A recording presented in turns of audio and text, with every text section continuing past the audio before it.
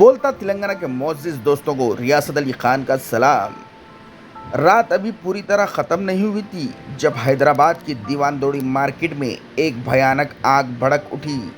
Medina Abbas tower के चौथे मंजिल से शुरू होने वाली ये आग देखते ही देखते कपड़े और टेक्सटाइल्स की दुकानें लपेट में ले चुकी थी। 30 से ज़्यादा दुकानें जली। लाखों का नहीं, करोड़ों का नुकसान का अंदाज़ा लगाया जा रहा है। फायर ब्रिगेड की 10 से ज़्यादा गाड़ियां शोलों से लड़ रही थी, मगर तंग गलियां, पुरानी इमारतें और कपड़ों के जलते सामान आग को और भड़का रहे थे।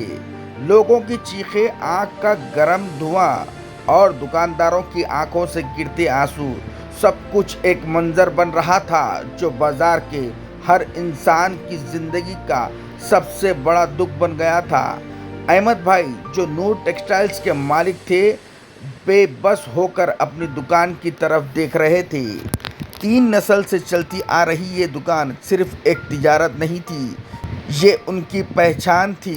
बनारसी साड़ी, चिकन के कपड़े, ब्राइडल लहंगे जो कल तक चमक रहे थे, आज सिर्फ जलकर धुआं बन चुके थे। एक कोने में फातिमा बेगम, जो सिलाई का काम करती थी, अपनी जली हुई सिलाई मशीन को हाथ में लिए सिर्फ अल्लाह का नाम ले रही थी। ये मशीन सिर्फ एक सामान नहीं था, उनकी रोजी रोटी थी, उनकी इज्जत थी। उनके आंखों से बहते आंसू उस दुख का एहसास करा रहे थे जो लफ्ज़ों में बयान नहीं किया जा सकता। दुकान का नौजवान कारीगर अयान, जो सिर्फ 1 महीना पहले काम शुरू करने आया था, बेसहारा खड़ा था। उसने सोचा था कि ये नौकरी उसकी माँ और बहन के लिए एक मददगार होगी, मगर आज उसके सपने भी आग के साथ जल गए। फायर ब्रिगेड के लोगों ने 4 घंटे तक मदद की, लेकिन जब आखिरी शोला बुझा, हर दुकान जली हुई इमारत का ढेर बन चुकी थी।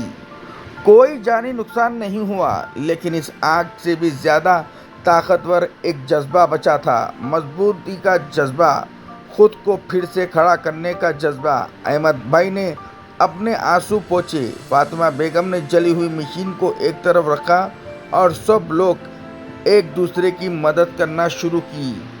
आग ने सब कुछ ले लिया, मगर इनके हौसले नहीं जला सकी। ये बाजार फिर से खड़ा होगा, नए कपड़े, नए सपने और नए हौसलों के साथ। ब्यूरो रिपोर्ट, बोलता तेलंगाना।